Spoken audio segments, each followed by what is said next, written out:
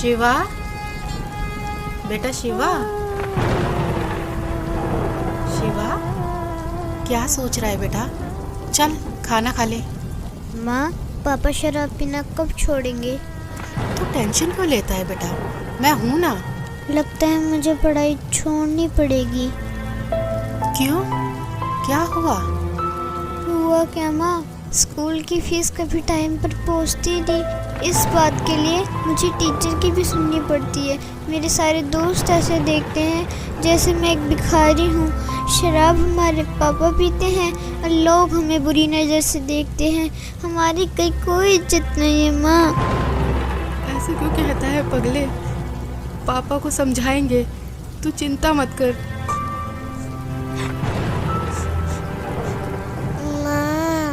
आज मैम ने बोला है 2 दिन के अंदर अगर मेरी फीस जमा नहीं हुई ना तो मैम ना क्लास में बैठने देंगी और ना एग्ज़ाम में। आप मेरी फीस जमा करवा दो ना। हाँ हाँ मेरी बच्ची, सब हो जाएगा। कल करती हूँ कहीं से पैसे का इंतजाम। माँ, आपको तो बुखार है। अरे कुछ नहीं, वो खाना बनाया था ना तो आग की तपन से शरीर गर्म हो गया है। आओ खाना खा लो।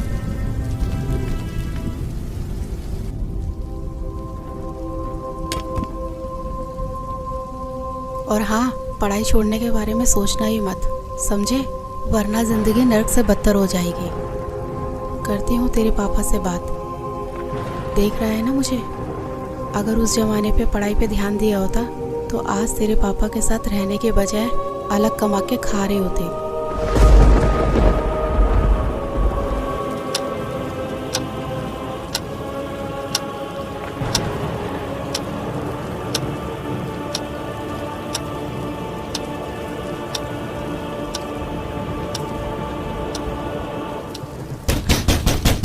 साले, दरवाजा खोल। साले, दरवाजा खोल। अब कहाँ मर गई साली? खोल साले। इनका तो रोज रोज का ड्रामा हो गया। आज तो दरवाजा खोलूंगी ही नहीं। खोल नहीं तो तोड़ दूंगा इसको। खोल साले, दरवाजा खोल। अब तोड़ दूंगा इसको साली, दरवाजा खोल। और कहाँ मर गई साली?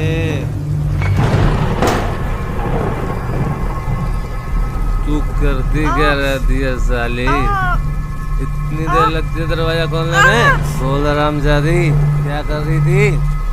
देखो मेरी बात सुनो, आप रोज रोज पी कर आते हो, बच्चे भी डर जाते हैं। तू मुझे समझाएगी? अब मुझे तुझसे सीखना पड़ेगा कि घर कब आते हैं और कैसे पीते हैं। तू मुझे समझाएगी साली? तू मुझे सिखाएगी साली? तू मुझे समझाएगी साली? तू मुझे समझाएगी? मुझे समझाएगी?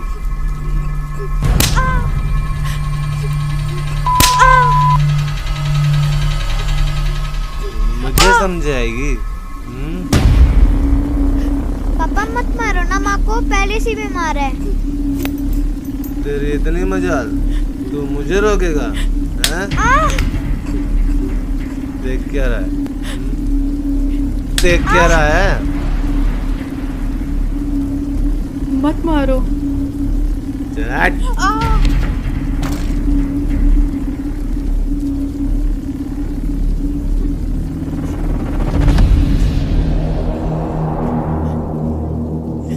तू मुझे मारेगा साले?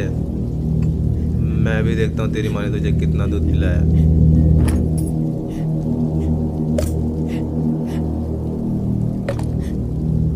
आजा मार, मार साले, मार।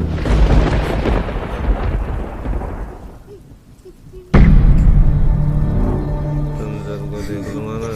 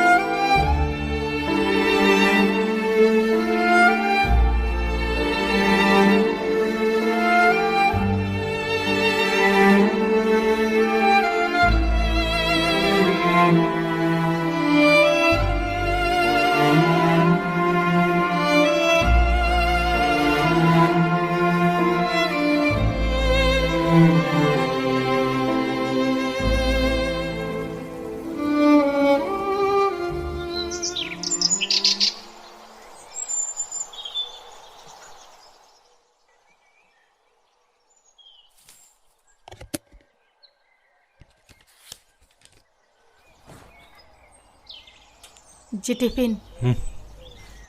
सुनो,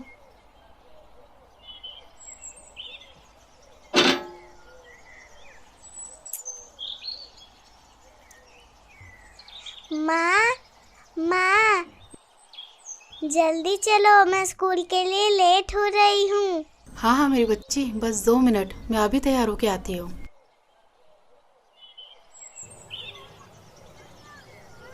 शिवा बेटा, तू आराम कर, मैं राधिका को स्कूल छोड़ के आती हूँ।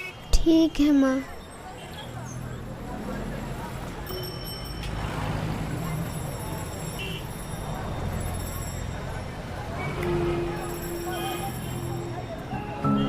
माँ, पापा कब सुधरेंगे? उन्होंने रात में भैया को बहुत मारा था ना।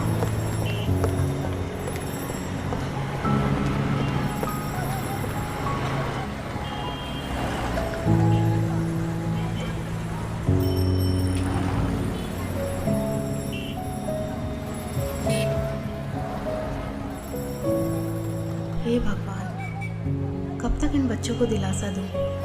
मेरे होते हुए मेरे बच्चे नर्क जैसे जिंदगी जी रहे हैं। इससे अच्छा तो हम मर जाते, वो बेहतर होता। कम से कम रोज रोज की मार पिटाई और समाज में जलील होना तो बंद होगा।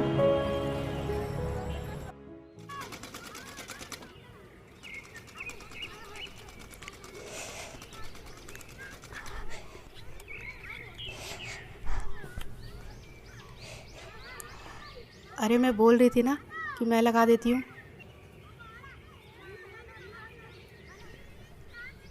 ला, मुझे दे। ठीक है।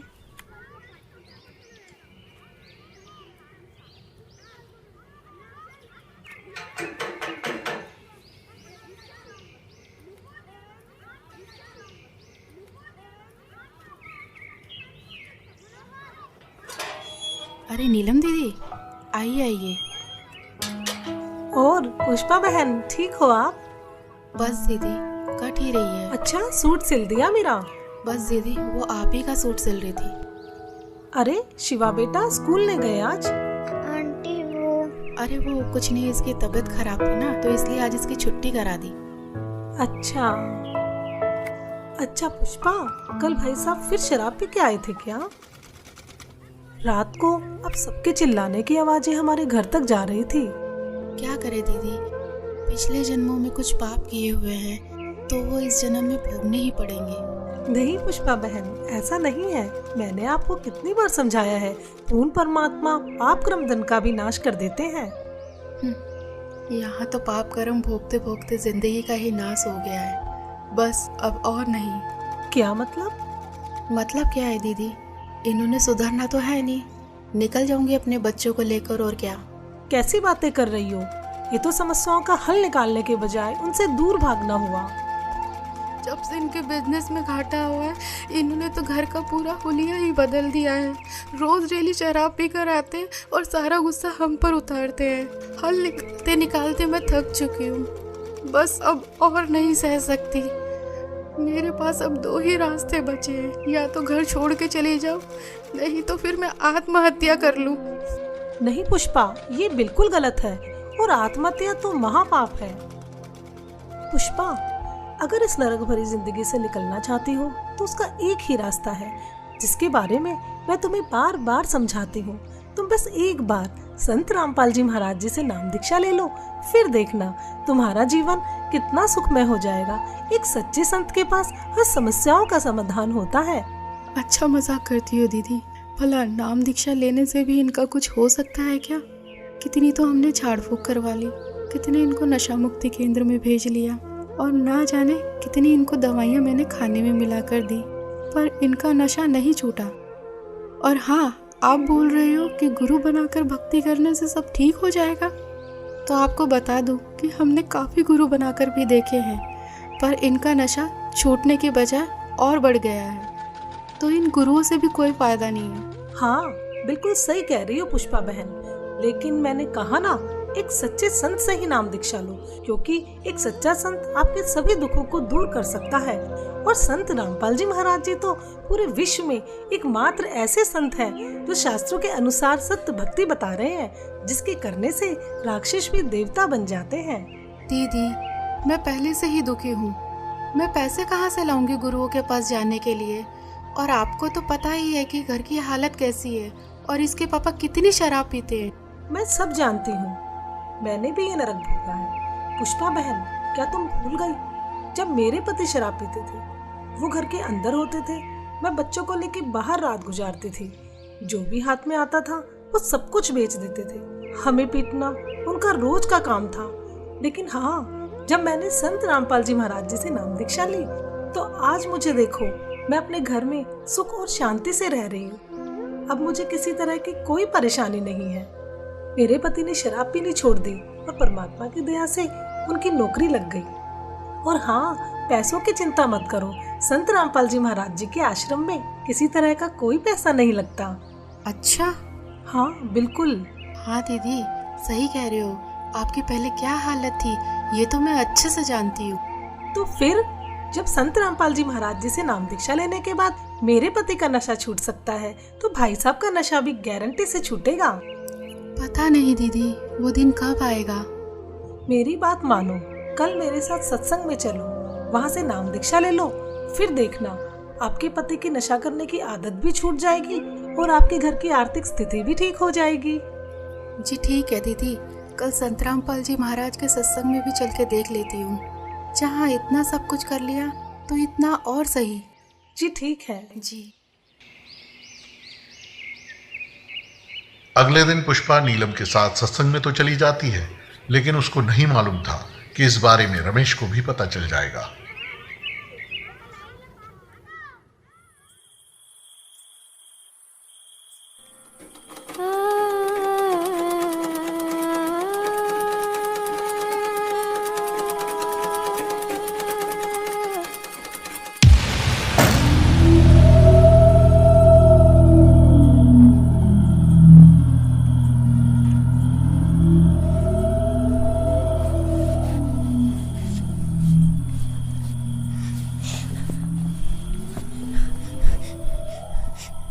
क्यों री, बहुत शौक चढ़ा दे सत्संग में जाने का? मुझसे पूछे बगैर तेरी हिम्मत कैसे हुई घर से बाहर जाने की? हैं?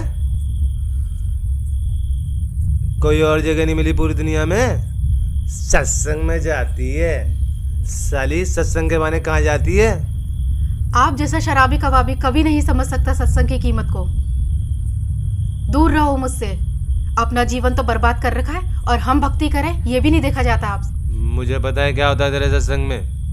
बकवास करने जाती है तू वहाँ। बस यही दिन देखने को रह गए थे, नाक कटा के रख दी तूने मेरी। और खबरदार, आज के बाद सत्संग का नाम भी लिया तो यहाँ चल खाना लगा।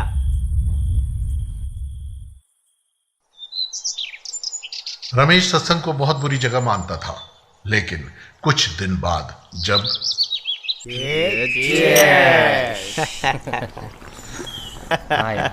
छोड़ क्या क्या। अरे कौन है साला? अरे दिनेश। अरे पूछ आ जाएगी नहीं। अरे दिनेश। हाँ सुमित। अरे क्या हाल है मेरे भाई? आज आए क्यों नहीं यार? अरे कुछ नहीं, वो बता। अरे यार तेरे बगैर तो पार्टी में मजा ही नहीं आता यार। हाँ ठीक है, ये बता रमेश है वहाँ? कौन? रमेश? हाँ है ना, ये ले बात। हाँ दिनेश भाई, कैसा है मेरे यार? बढ़िया भाई। आ जाया नहीं तू यार। अरे दारू के पैसे हम दे देते भाई। अरे वो सब छोड़, तू ये बता कि तुझे पता है कि भाभी कहाँ जा रही है?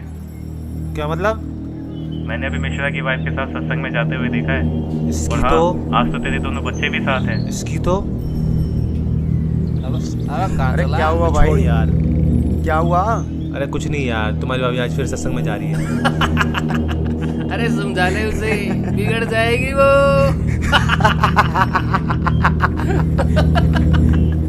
हाँ भाई छोड़ यार, आकर बात करता हूँ। अपने दोस्तों के सामने हुई इस बेइज्जती को रमेश सहन नहीं कर सका और गुस्से में आग बबूला होकर वहां से निकल गया।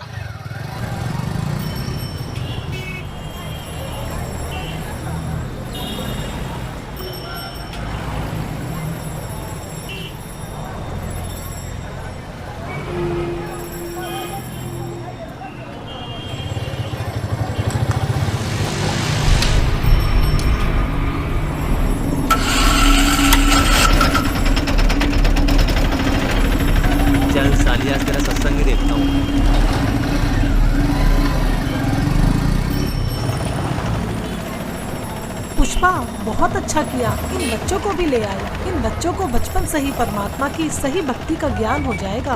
हाँ, आज छुट्टी थी ना इनकी, और इनके पापा भी सुबह सुबह कहीं अपने दोस्तों के साथ निकल गए, तो सोचा इन बच्चों को भी साथ ले चलो। बहुत अच्छा किया।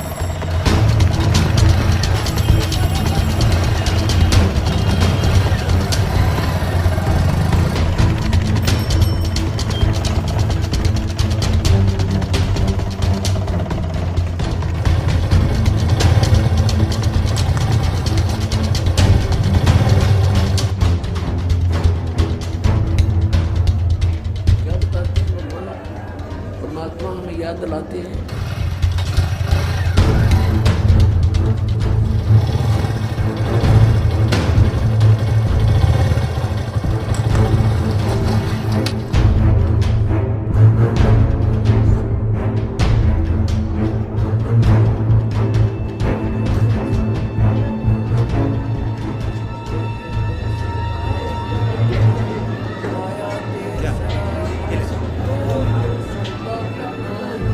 तीन लोक और भवन चतुर्भुज, तीन लोक और भवन चतुर्भुज, सबद विसर्जन आयुर संतोष दुगने तिगने किए चौगने, दुगने तिगने किए चौगने, किन हो लगवाई संतो यो सौदा फिरनाई, यो सौदा फिरना ही संतो ये सौदा फिरना।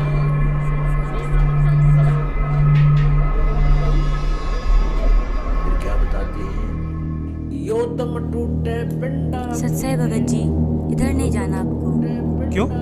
क्योंकि ये बहनों का पंडाल है, आप उधर बैठ के भाइयों वाले पंडाल में सत्संग सुन लीजिए। उस दरगाह में मार पड़ेगी, उस दरगाह में मार। आश्रम में सभी को सत्संग सुनते हुए देखकर रमेश भी उन्हीं के बीच शांति से बैठ जाता है। मदरा पीवे कड़वा पानी, 17 जन्म समान के जानी। ओए, एक बार शराब पीता है तो 17 जन्म कंटिन्यू कुत्ते की योनि में जाओगा वो, एक बार। और जिसने बोतल की बोतल खाली कर रखी है उसका तो पता नहीं 1000 जन्म हो गएगा, 2000 जन्म कुत्ते के, और कुत्ते का जन्म तो एक कब तेरा। अब तो अफलातून पी के घुटी ला के शराब की और टिट्टी पाक जाए, और पत्नी रोवा खड़ी खड़ी कि ये रोटी खा ली ना मरेगा। वह थाली लेकर जाएगी, रोटी खा लो, और वो मारेगा ठोकर, दूर आ जा। वो पड़ेगी सारा दूर जाके पड़ेगा भोजन, और फिर उस दुष्ट आत्मा के साथ क्या होगा, कुत्ता बन के क्या खाएगा। जब तो ठोकर मारा था थालियों के, कुत्ता बनेगा, और फिर भूख लगेगी, सारी रात भौंकेगा, गली में पड़ेगा गर्मी सर्दी में। सुबह उठते ही कहाँ जाता है कुत्ता, रसोई में। मैं कहा उसने भोजन की, ऐसे ऐसे कर कर सीधा जाएगा जैसे कोई टोकनी है कोई नहीं, कि भूख लग रही डट्टा जाना। अब वहाँ रसोई में अब कौन पढ़ दे उसको, मूर्ख को। कोई देख लेगा घर का सदस्य, पहले उसको करेगा तो पर वो कानों पर घटाड़ा करे, भूख लग रही जोर की, सीधा ही चल पड़ता वो। फिर उठा कर लठ उसके कड़े में ठोकेगा कमर में, फिर ट्या ट्या ट्या करता जाएगा गली में। फिर कुछ देर के बाद कुछ भूल सी पड़ेगी डंडे की, फिर सोचेगा भूख तो क्यों अंदर है ही, फिर दूसरे मकान की तरफ चलेगा। वहाँ उसके भाग और दुर्भाग्य, उसने कोई टूक मिला या लठ मिला या जूत मिला।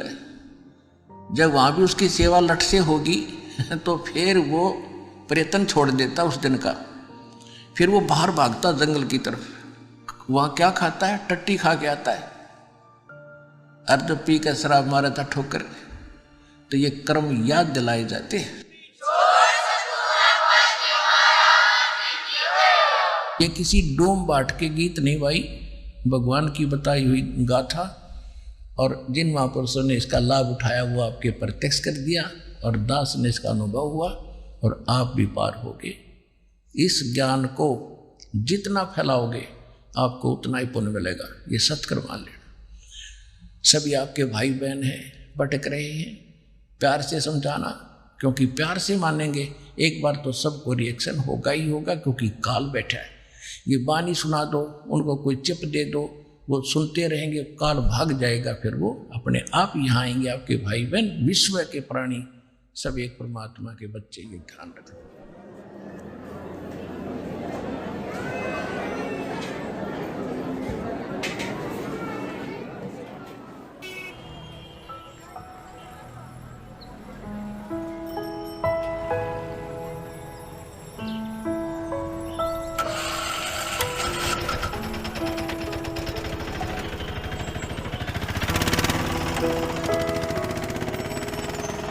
और राधिका बेटा, आपको सत्संग में जाना कैसा लगा? मुझे तो बहुत अच्छा लगा आंटी। और शिवा बेटा, आपको कैसा लगा? आंटी जी, सत्संग में जाना तो मुझे भी अच्छा लगा। अब डर है कि पापा पिटाई ना करे। बस दीदी, अब तो परमात्मा ही दया करेंगे।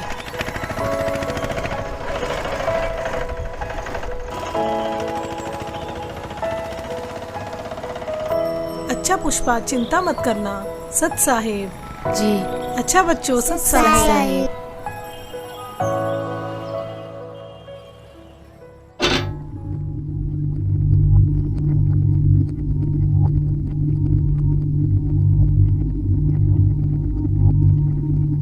हाँ,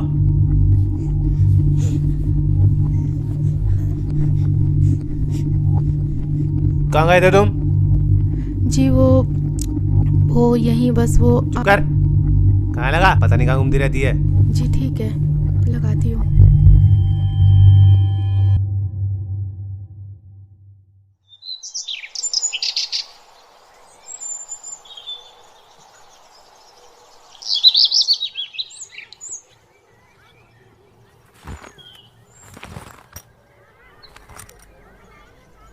चलता हूँ।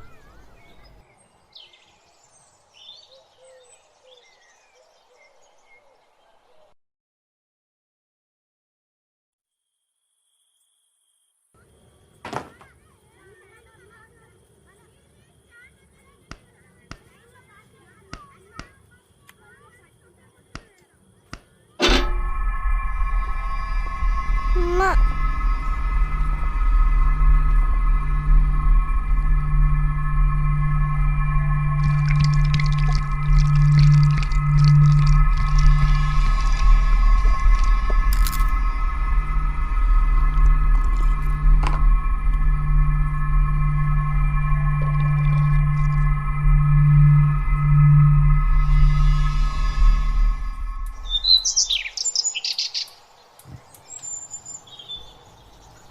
हाँ, टिफिन रेडी हुआ क्या? जी हाँ। क्या देख रही है? जी कुछ नहीं।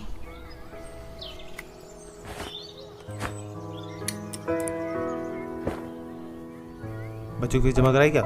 जी नहीं, वो अभी नहीं। ये ले पैसे, बच्चों की जमा करा दियो।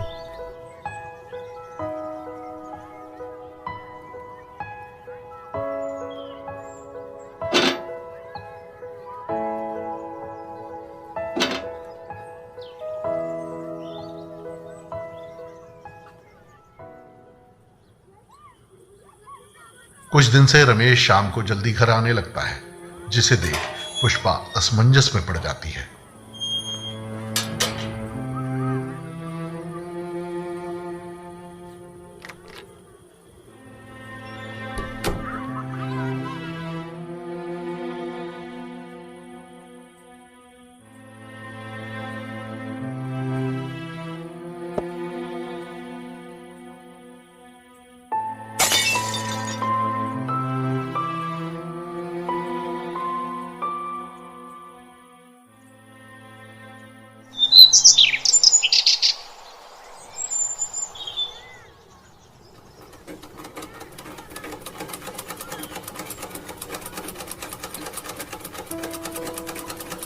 माँ, पापा आजकल दारू घर पर लाकर क्यों पीने लगे? पहले तो बाहर से पीकर आते थे। अरे सही तो है, पहले बाहर से पी के आते थे तो कभी किसी के साथ लड़ाई झगड़ा कराते, कभी किसी के साथ। अब ये तो है कि घर पर ही लाकर पीते हैं और बाहर वालों की भी नहीं सुननी पड़ेगी हमें। हाँ माँ, आजकल उनके स्वभाव में भी बहुत बदलाव आ गया है। लड़ाई झगड़ा और गाली गलौज भी बहुत कम कर दिया है। सही कहा भैया, अब तो मम्मी की पिटाई भी नहीं करते। हाँ, लगता है ये सब गुरुजी का ही चमत्कार है। हे परमात्मा, दया करना।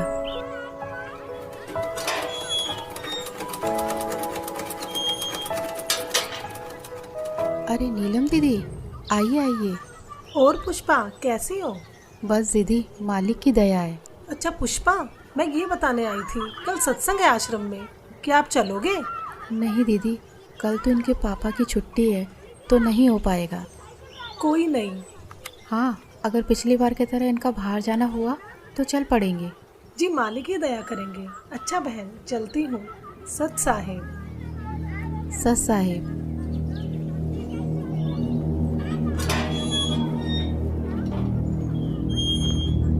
क्या करने आई थी ये? कुछ नहीं जी, वो बस ऐसे ही इनके कपड़े थे तो पूछने आई थी। चल चुप कर, बकवास करती रहती है।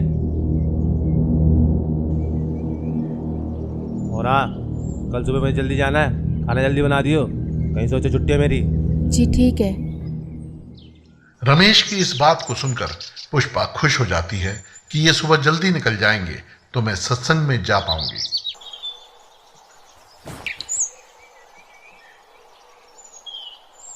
अच्छा ठीक है, मैं जा रहा हूँ। ठीक है जी।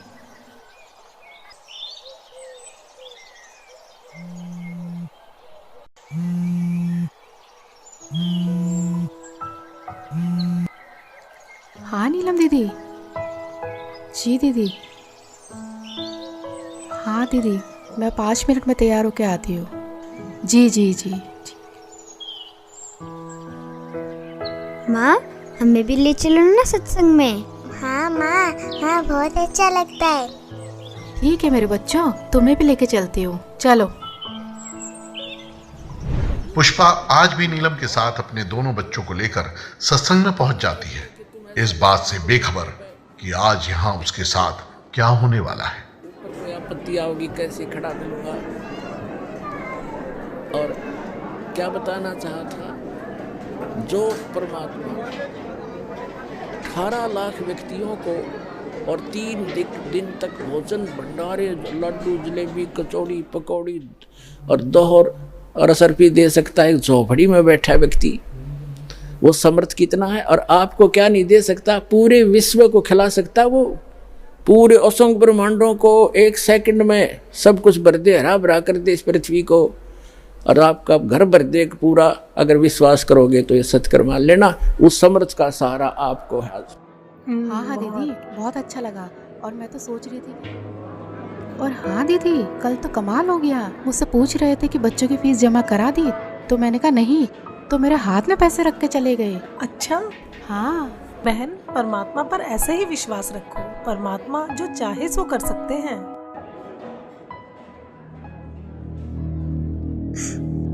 पापा, पापा, माँ। हाँ बेटा। पापा। अरे पुष्पा जाओ। नहीं दीदी, मैं नहीं जा रही। जाओ जाओ।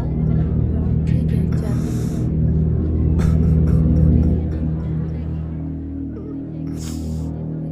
मुझे माफ कर दो परमात्मा, मैं पापी हूँ मालिक।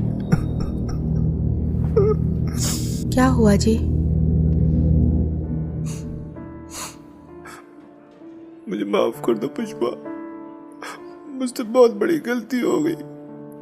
मुझे नहीं पता था मैं क्या कर रहा हूँ, लेकिन आज ये सत्संग सुन के मेरी अंतरात्मा जाग उठी है। मुझे गिलानी हो रही है अपने कुकर्मों में। मुझे माफ कर दो पुष्पा। कोई नहीं, आप रोइए मत।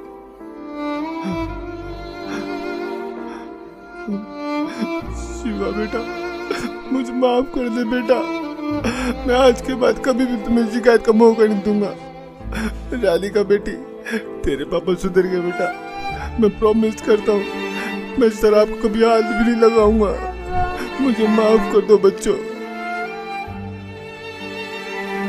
नीलम बहन जी, आपका बहुत बहुत शुक्रिया जो आपने मेरे पूरे परिवार को यहाँ का रास्ता दिखाया। कोई बात नहीं रमेश भैया, लेकिन एक बात बताओ, आपको ये ज्ञान कैसे समझ आया? पिछली बार जब आप पुष्पा और दोनों बच्चों को यहाँ पर लेकर आए थे ना, तब मैं यहाँ आया था।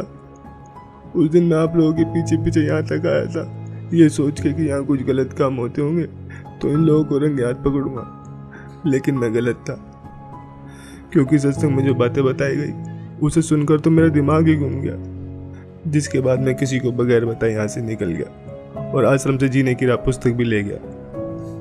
बस इस ज्ञान को मैं अच्छे से समझना चाह रहा था कि आखिर सच्चाई क्या है। मैंने घर जाते बुक को पढ़ना शुरू किया और टीवी पर जो संत रामपाल जी महाराज जी का सत्संग आता है उसे सुनने लगा।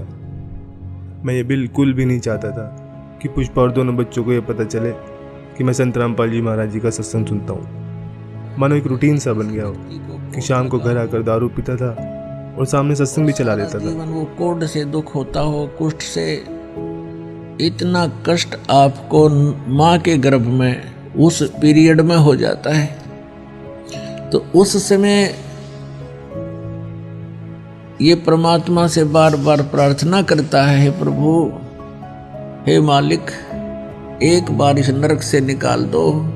वहां इसको याद भी होता है कि तू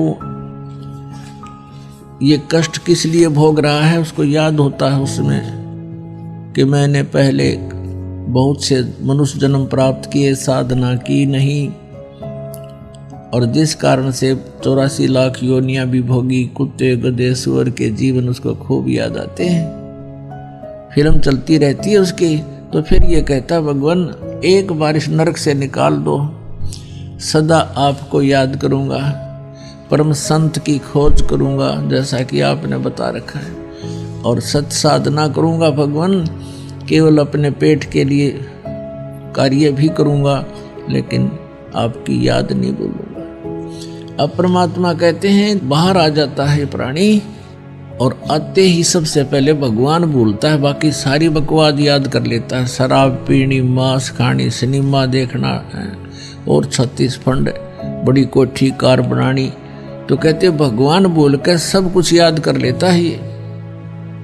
फिर परमात्मा ही याद दिलाने आते हैं उसको। सत्संग सुनते सुनते मुझे कुछ ज्ञान भी होने लगा और दारू से तो मुझे नफरत सी हो गई थी।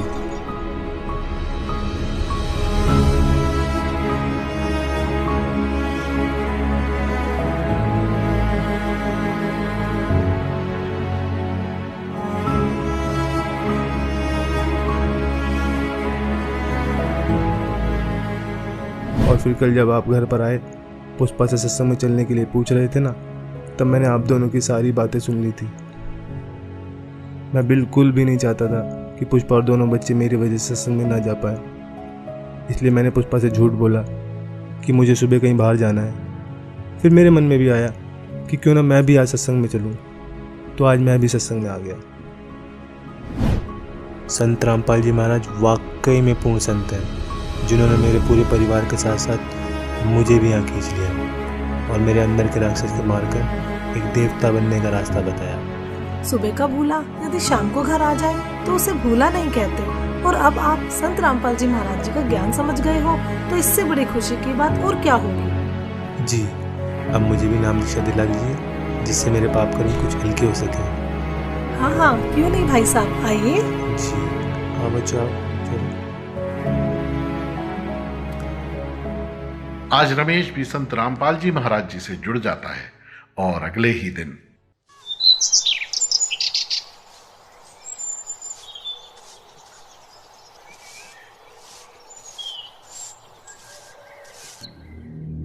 ये क्या कर रहे हो आप?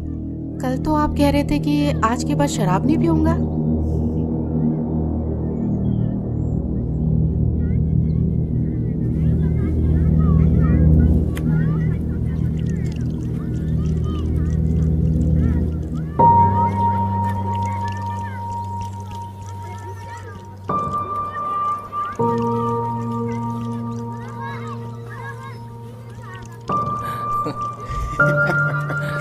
कल तो पुलिस वालों ने बहुत मारा यार।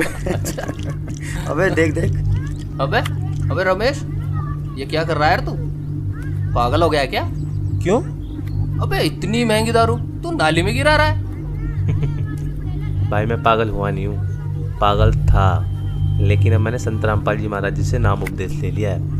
और मुझे अब ये ज्ञान भी हो गया है कि इसे पीने के बाद कितना पाप लगता है। सोचो एक अगर बिल्ली हज को चली। हाँ यही समझ लो। अबे तो गिराने से क्या फायदा, हमें दे दे। भाई जब मुझे ज्ञान नहीं था ना तब तक मैंने तुम्हें खूब पिलाई, लेकिन अब मुझे ये भी पता चल गया है कि ये चीज़ मैं किसी को पीने के लिए भी दूंगा ना तो भी मैं पाप का भागी बनूंगा। तो ये जहर मैं अब किसी को भी नहीं दे सकता। चल यार ये तो बाबा बन गया है। अंकल जी यही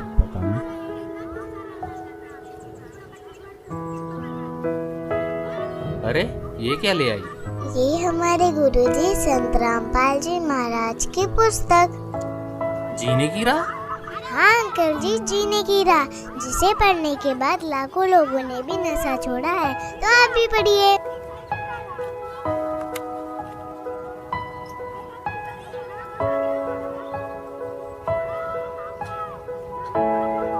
हाँ राधिका बेटा, आपने बोला है तो हम जरूर पढ़ेंगे।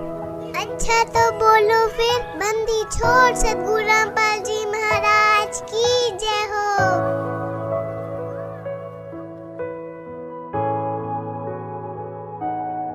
तो दोस्तों आपने देखा आखिर किस प्रकार रमेश का नशा छूट जाता है।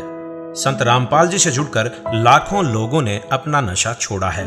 संत रामपाल जी ही पूरे विश्व में एकमात्र ऐसे संत हैं जिनके लाखों फॉलोअर्स हैं, जिनमें से कोई भी नशे पते को हाथ तक नहीं लगाता। उनका मिशन है कि पूरे विश्व से नशे को खत्म कर सबको सत भक्ति मार्ग पर लगाना, ताकि आप और हम सभी मनुष्यधारी जीवों का यह मनुष्य जीवन सफल हो जाए। धन्यवाद।